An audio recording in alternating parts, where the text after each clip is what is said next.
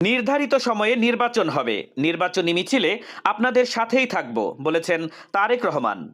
বাংলাদেশ জাতীয়তাবাদী দল বিএনপির ভারপ্রাপ্ত চেয়ারম্যান তারেক রহমান জানিয়েছেন, নির্ধারিত সময়েই নির্বাচন অনুষ্ঠিত হবে এবং আসন্ন নির্বাচনের জন্য তিনি গ্রামগঞ্জ থেকে নগর, বাজার মহল্লা এবং রাজপথ পর্যন্ত জনগণের অধিকার প্রতিষ্ঠার মিছিলে অংশ নেবেন।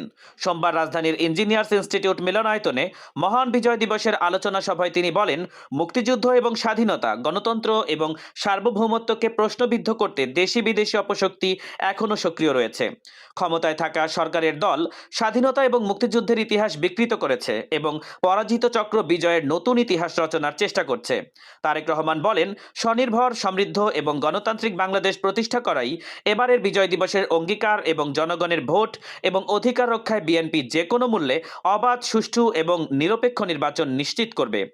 তিনি বিএনপির সাহসী সন্তান ওসমান হাদির ওপর গুলির ঘটনা উল্লেখ করে বলেন, হাদির হত্যার মাধ্যমে গণতন্ত্রকে ভয় দেখানোর ষড়যন্ত্র হয়েছে, কিন্তু এই ষড়যন্ত্র ব্যর্থ হবে। তারেক রহমান আরও বলেন, আসন্ন জাতীয় নির্বাচন অতীতের যে কোনো নির্বাচনের চেয়ে জটিল এবং গুরুত্বপূর্ণ।